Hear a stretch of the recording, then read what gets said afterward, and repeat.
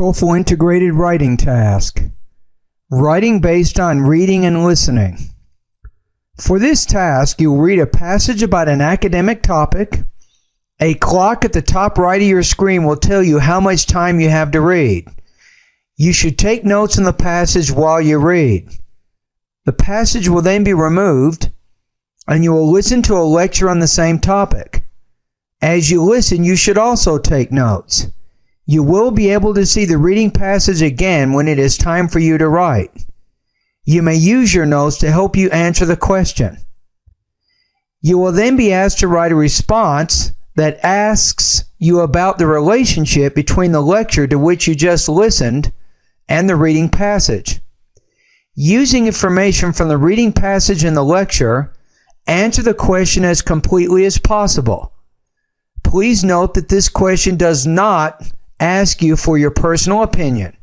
Your response will be judged on the quality of your writing and on the completeness and accuracy of the content.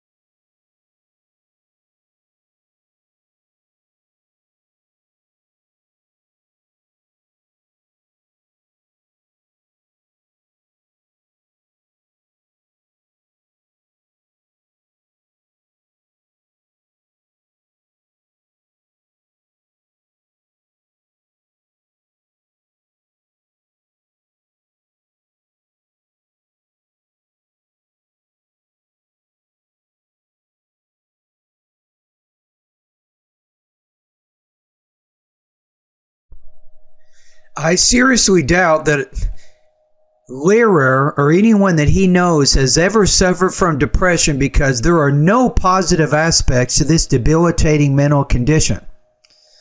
Now, with all due respect to Dr. Thompson, whom the author uses as an expert in this article, I'm inclined to ask, worth it to whom? Perhaps the patients Dr. Thompson has treated emerged from their 3-month bouts of depression saying, "You know what, doc? It's been a bad 3 months, lost my job, almost killed myself, and I couldn't get a damn thing done, but overall, it was worth it." The depressed patients I evaluated over the past 30 years almost never reported that their major depressive episodes had a net mental benefit, to quote Lehrer's article. Most felt that their lives and souls had been stolen from them for the duration of their depressive episode. One of the other notions put forward in Lehrer's article is that depressive rumination may actually help us analyze our way out of difficult dilemmas. But there are also numerous studies showing the precise opposite, which Lehrer fails to note. For example, Hosokawa and colleagues in Japan found that compared with healthy controls, subjects with major depression showed decreased metabolic activity in the frontal brain regions. Furthermore, there are innumerable studies showing that major depression impairs higher level thought processes. Dr. Charles De Battista, in a recent review, concluded that the types of executive deficits seen in depression include problems with planning, initiating, and completing goal-directed activities, and that such executive dysfunction tends to worsen in direct proportion to the severity of depression. Finally, Lehrer trots out the old warhorse claim that there is a striking correlation between creative production and depressive disorders. But such a correlation hardly proves that depression itself heightens creativity. Psychiatrist Richard Berlin, MD, editor of Poets on Prozac, Mental Illness Treatment and the Creative Process, has summarized his experience as follows. The idea that depression might enhance creativity is a myth, often based on the life stories and statements of deceased artists and writers. Contemporary poets who are alive and can tell us about their experience with depression are consistent in reporting that it was only after effective psychiatric treatment that they were able to create at their highest levels.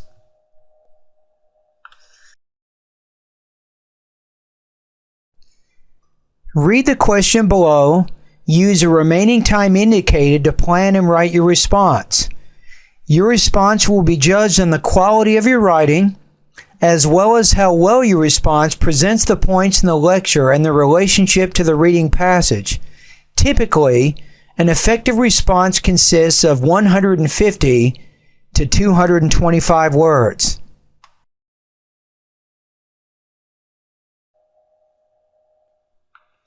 Summarize the main points of the lecture showing how they oppose the main points in the reading passage. Pause the video to begin writing your response now.